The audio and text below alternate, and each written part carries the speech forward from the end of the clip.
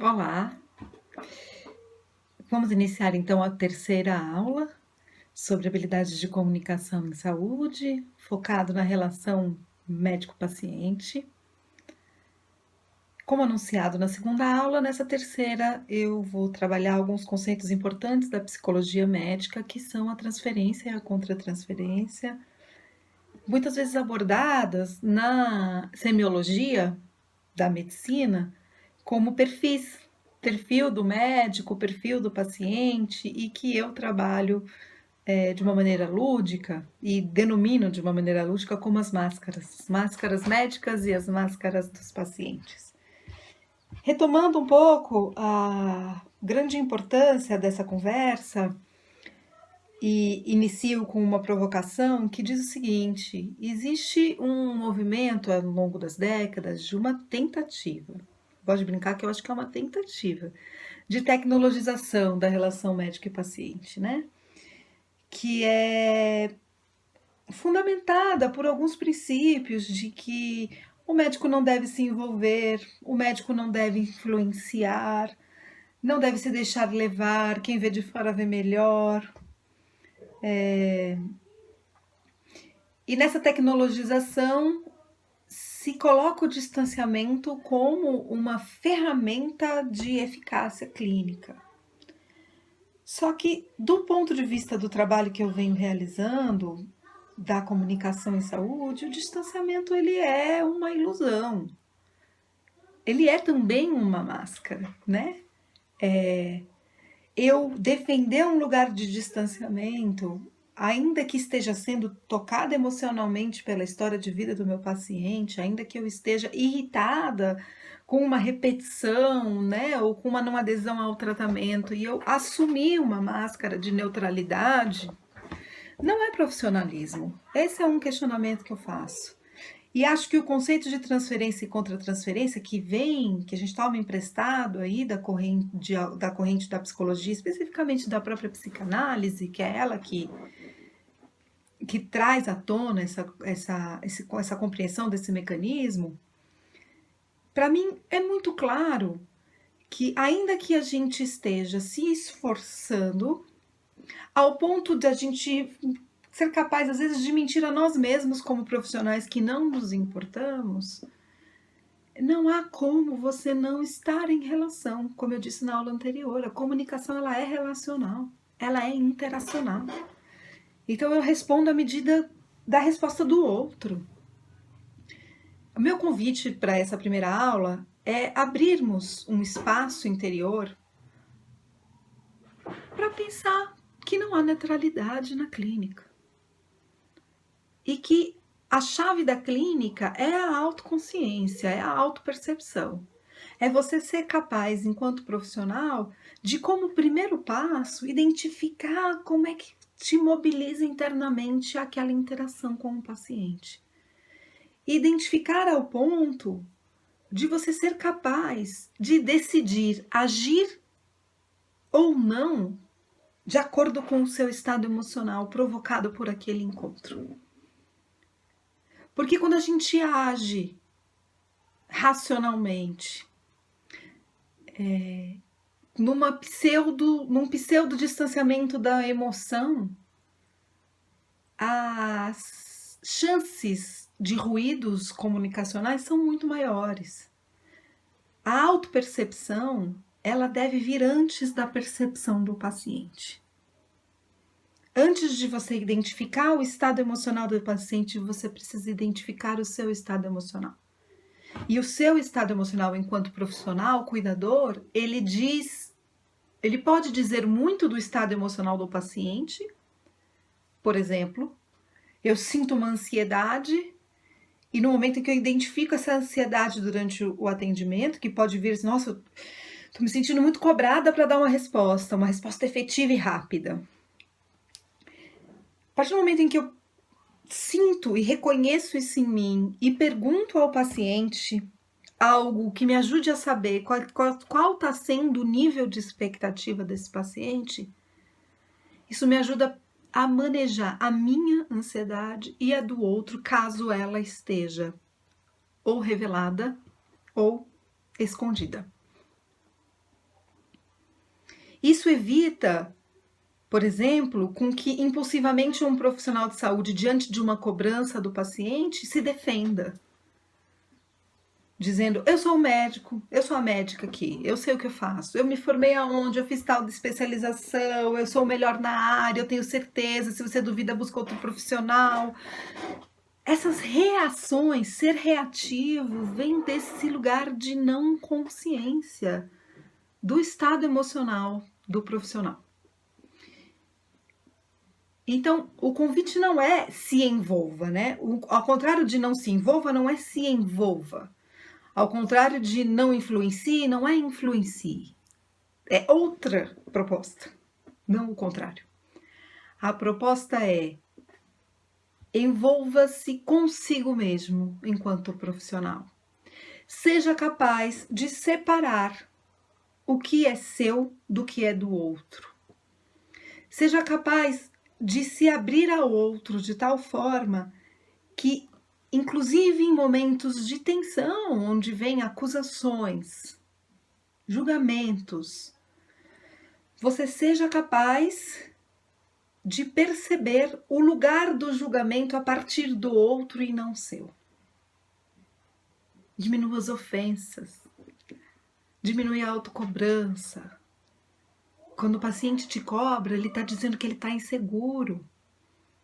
Então você não vai entrar pelo jogo da cobrança, você vai entrar pelo jogo de quais são as dúvidas que aquele paciente ainda tem.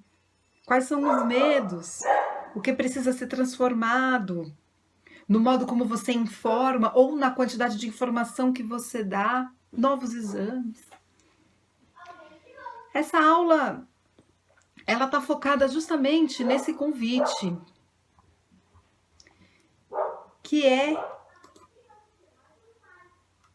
essa pergunta permanente, desafiadora, interna, que diz: o que eu estou sentindo? Como eu atuo a partir do que eu sinto? E se há algo na minha conduta profissional que pode ser diferente?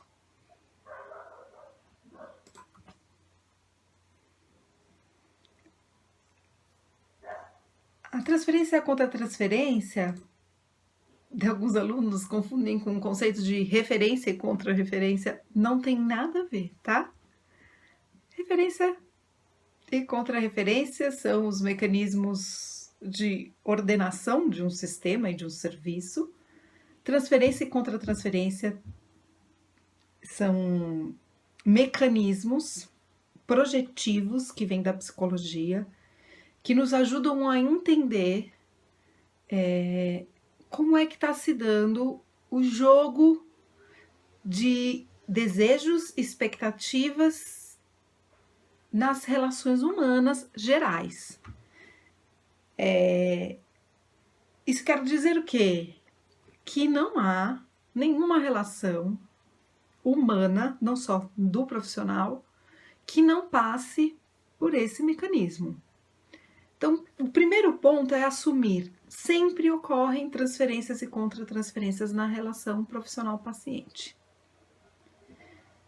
Este é o primeiro ponto. O segundo ponto é: se sempre ocorrem relações de transferência e contra-transferência, o que nos cabe enquanto profissionais que queremos nos tornar bons comunicadores é ampliar a nossa capacidade de perceber que lugar que o paciente está me colocando nesta vinculação. Esse lugar pode ser salvador, eu sou a salvadora do meu paciente. Esse lugar pode ser carrasco, eu judio do meu paciente, eu não escuto ele. Mas eu não estou dizendo que eu me coloco nesse lugar, eu estou dizendo que o paciente me coloca nesse lugar. Por diversos fatores que o próprio conceito biopsicossocial já traz. Pela história pregressa, pela personalidade, pela cultura. Então, eu como profissional, uma profissional que é mulher, um profissional que é homem, eu como profissional vou sendo colocada pelo paciente em diversos papéis que podem me caber ou podem não me caber. O segundo passo é você compreender qual é o lugar que você está sendo colocado pelo paciente, antes de uma decisão sobre o que cabe e o que não cabe.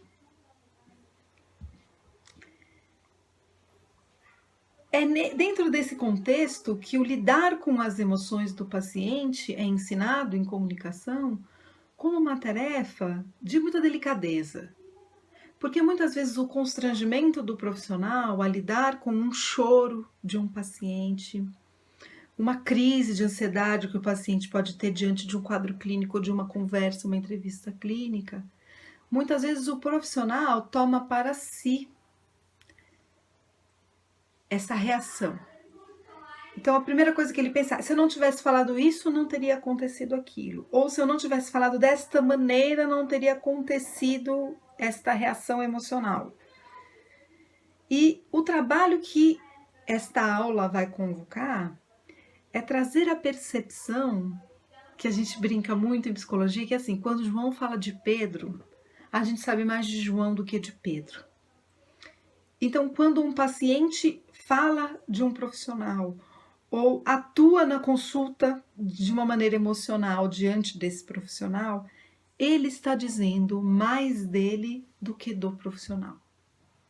Fazer esta separação é muito importante para o profissional de saúde, para que ele entenda que o campo dos julgamentos, que o campo das acusações, das culpabilizações, ele diz muito mais do paciente do que da incompetência ou da competência do profissional.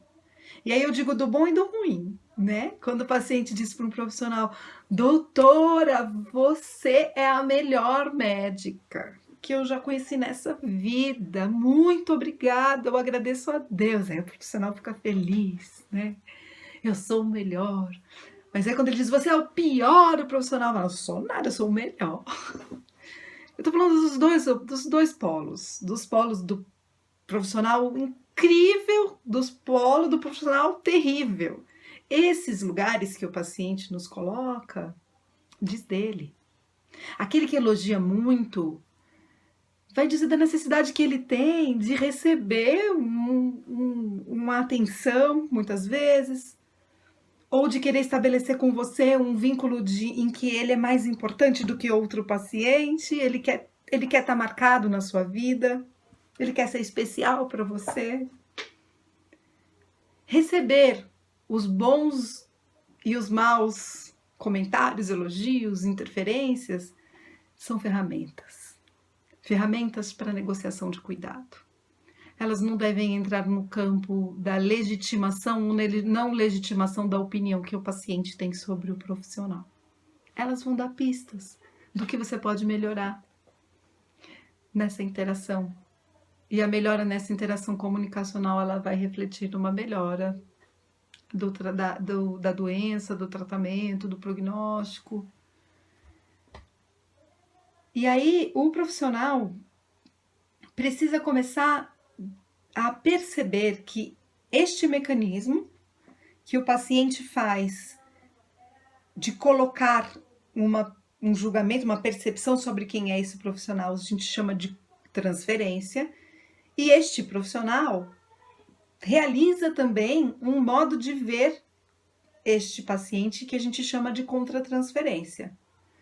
O paciente chato, o paciente carente, o paciente sedutor, o paciente gentil, o paciente amoroso, o religioso. E no momento em que está acontecendo essa interação, a disciplina vai trabalhar com qual habilidade? A habilidade de você perceber qual é a máscara que o paciente está usando naquele momento e qual é a máscara que ele quer que você use e qual é a máscara que você decide usar, que pode ser ou não aquela que o paciente convoca você na interação. Então, o paciente pede desculpas, por favor, não briga comigo, mas eu não consegui essa semana, eu não tomei o remédio direito, eu acabei comendo doce, porque era a festa do meu neto. Quando a paciente está falando dessa forma, ela está pedindo uma atitude mais maternalista, paternalista, e o profissional pode, naquele momento, identificar que há um pedido de tolerância amorosa, de forma amorosa, pode assumir esse lugar com consciência, ou ele pode se sentir ofendido e assumir uma máscara autoritária. Ele diz, se você continuar assim, você vai morrer. Você quer morrer? Você quer que o seu neto fique sem avó? Né? E aí acontecem essas escolhas de forma natural, e que o convite da habilidade de comunicação é que essas escolhas sejam conscientes. A favor de quem? A favor da melhora da condição de saúde do paciente, não a favor da minha afirmação como uma ótima profissional, ou do meu enfrentamento ao paciente para dizer que eu sei mais do que ele. Não. A estratégia é outra, é uma estratégia de tolerância e é uma estratégia de autopercepção. E é aí que nasce um conceito bastante usado, e às vezes usado até de forma equivocada hoje em dia, mas que eu gosto de trabalhar e trabalho dentro da disciplina toda, que é o conceito de empatia. Né? A empatia não tem a ver com simpatia. Podemos ser simpáticos sem ser empáticos. O que quer dizer isso? A simpatia, ela diz de uma identificação, que é essa paciente chegar e falar, eu tô acabada, eu tô arrasada, eu não consigo, nunca dá certo, eu já tentei. E você fala, nossa, eu também, não sei mais o que fazer, a gente já tentou de tudo, também fico chateado. O que aconteceu nesse momento? Uma identificação. A empatia, ela é a habilidade de se colocar no lugar do outro e ver através dos seus olhos. De forma que você consegue habitar o universo do outro e deixar o seu universo pessoal sentado ao seu lado. Não perder. Você saber o que é seu e o que é do outro, mas conseguir olhar pelos olhos do outro. Conseguir olhar o desafio que é para esta avó, que eu dei exemplo agora há pouco, de não fazer os doces e comer os doces na festinha do neto. Esse foi um projeto de vida que ela construiu ao longo de uma vida e agora ela tem que abrir mão dele. É você entender que isto não é uma resistência pela resistência, é uma resistência contextualizada num projeto de vida, na avó que ela sonhou ser, no modo como ela entende que é demonstrar amor. E aí você negocia, aí você abre campo. E aí você vai dizer, será que não há outra forma de você demonstrar seu amor, a sua habilidade, que não seja por doces, né? Isso não é ser psicólogo desta avó. Isto é ser cuidador profissional, que ajuda a esta paciente a identificar que esta transformação de atitude passa necessariamente por uma transformação de sentido de vida. E no fundo é disso que se trata. Ter saúde, optar pela saúde, muitas vezes passa necessariamente por uma transformação de sentido de vida e de pertencimento.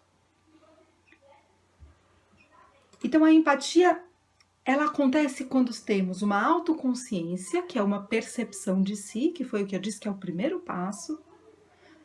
A partir de uma percepção de si, você está assentado numa estabilidade e consegue ampliar o quê? A consciência do outro, a percepção do outro.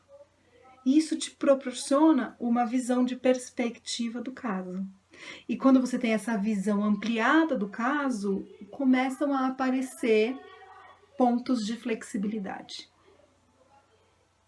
Nesses pontos de flexibilidade, naturalmente vão acontecendo as reavaliações da emoção, tanto do profissional quanto do paciente. É óbvio que, sendo profissional da saúde, existe uma expectativa de alívio do sofrimento do outro. Claro, essa é a tarefa, não é? Estar com o outro nas decisões de alívio do seu sofrimento. E há uma ilusão ou uma falsa sensação de que a simpatia alivia, né? Dizer para o outro, não, é muito difícil mesmo, vamos chorar junto. Mas a empatia alivia. A empatia é o reconhecimento radical da dificuldade do outro ou dos êxitos. Então, ao dizer, por exemplo, um profissional diz para o paciente, vai dar tudo certo. Ou se o paciente está triste, começa a chorar, e aí o profissional diz, não, fica tranquilo, isso não é nada. O que acontece? Numa tentativa de aproximação e de tranquilização, o profissional está, na verdade, se distanciando do paciente, porque ele não está sendo capaz de assumir com o paciente o modo como ele está podendo viver aquela informação, aquela doença, aquela situação clínica. Então, se o paciente começa a chorar, o profissional tem que dar continência a esse choro. Você gostaria de falar sobre o que você está sentindo neste momento? De onde vem esse choro? O que você está pensando agora? Há algo que eu possa fazer? Ou outras informações que você queira saber? Assumir. Dar lugar. Assim que acontece a comunicação empática. Para finalizar, temos uma parte muito importante. Nas máscaras médicas da semiologia, vai dizer de várias, né? A paternalista é um, o especialista é outro, o autoritário é outro. E não há a possibilidade de não usarmos essas máscaras, né? O convite é que possamos decidir qual máscara utilizarmos a partir da produção do melhor cuidado para cada paciente. É claro que ao longo da vida, cada um vai tendo um estilo, né? Cada profissional. Um profissional vai usar muito do humor, o outro muito da seriedade, e abrir mão desse estilo é abrir mão de si, não é possível. Mas é possível ter uma abertura permanente de reavaliação de si enquanto profissional, enquanto perfil profissional. Porque o humor não é adequado a todo e qualquer paciente.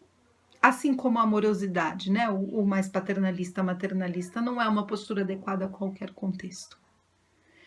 E importante dentro dessa lógica de que as reações do paciente dizem muito mais dele do que do profissional, eu vou deixar aqui só elencado e listado, né, de forma conversada, sobre os mecanismos de defesa, que é um segundo conceito que sempre acompanha a transferência e a contra-transferência. E todo estado doente desperta no sujeito mecanismos de defesa no paciente, que é nada mais do que o modo como ele está sendo capaz de lidar com aquele adoecimento.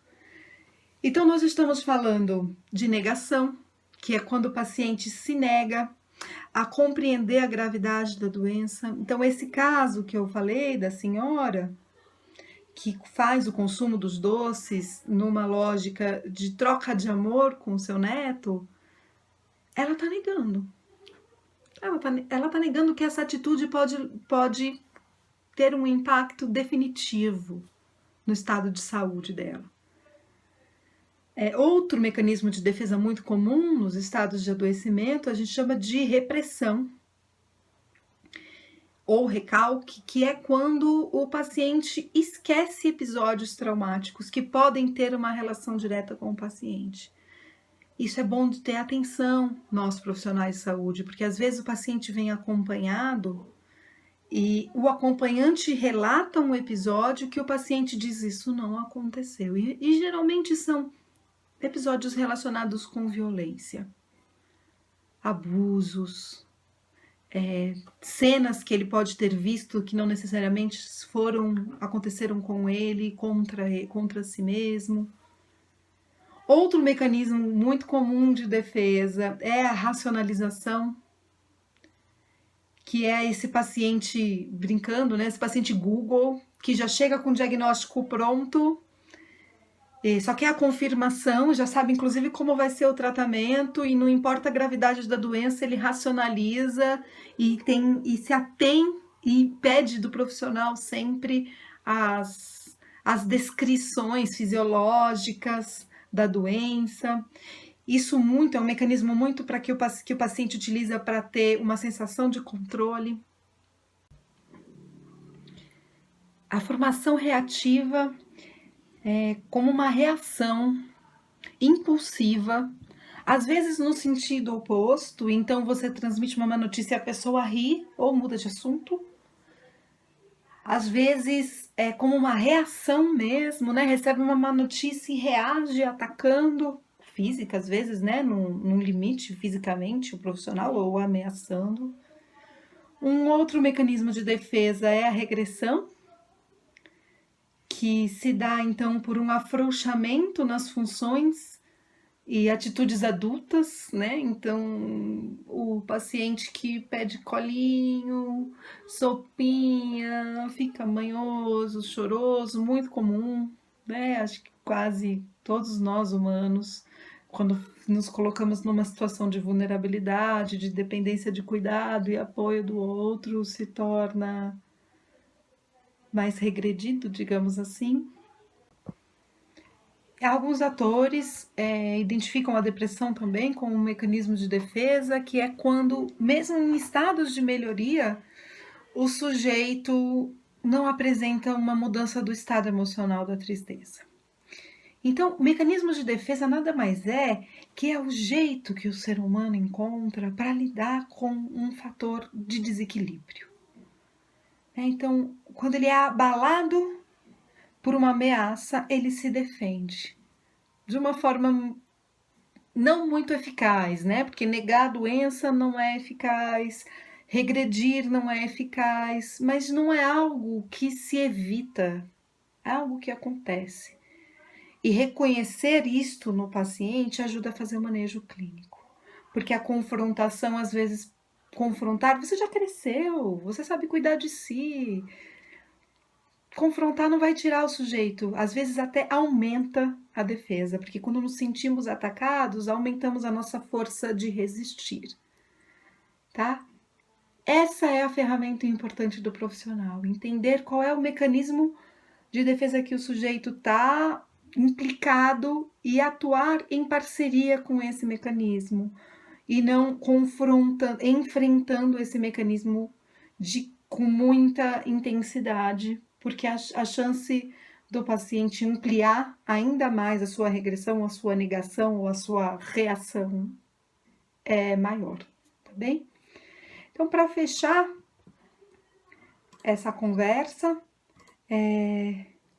eu gosto muito dessa frase, de duas frases.